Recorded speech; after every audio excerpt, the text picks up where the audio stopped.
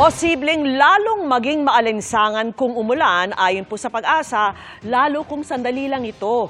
Nabanggit yan sa gitna ng umiinit ng panahon na pumalo pa sa 43 degrees Celsius sa Vera, Catanduanes. Ang mga paalala ng Department of Health kaugnay niyan sa pagtutok ni Ian Cruz.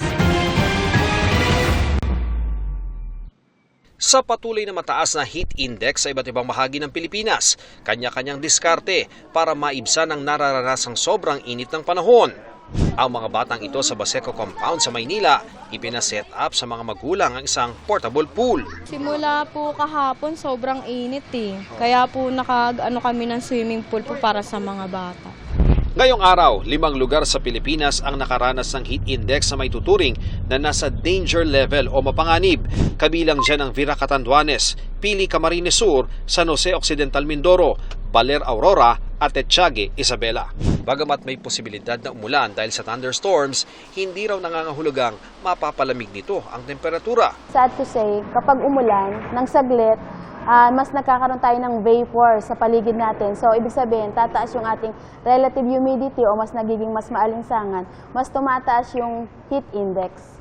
Binibigyang babala, lalo na yung may mga karamdaman dahil maaring mauwi sa pagkahilo, pagsusuka, pagsakit ng ulo at iba pa. Ang 69 anyos sa si Baby Katan may alta presyon. Kanina, nasa labas siya para magpahangin. Mainit para kaming puputok kaya dito kami.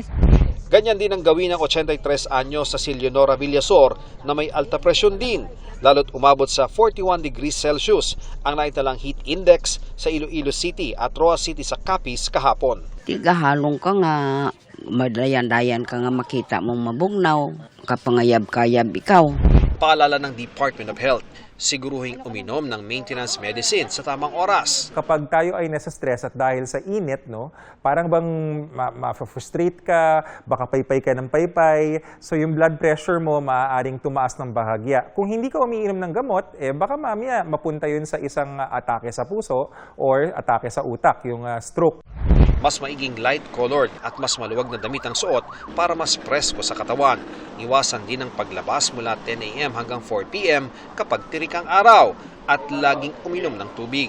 Huwag ding biglang punta sa malamig o mainit na lugar. Huwag ho tayong mabilis palipat-lipat sa init sa kasalamig. So nakakasakit rin kasi ng ulo yun, nakakakos ng stress sa katawan, yung mga may hika na titrigger yung asthma.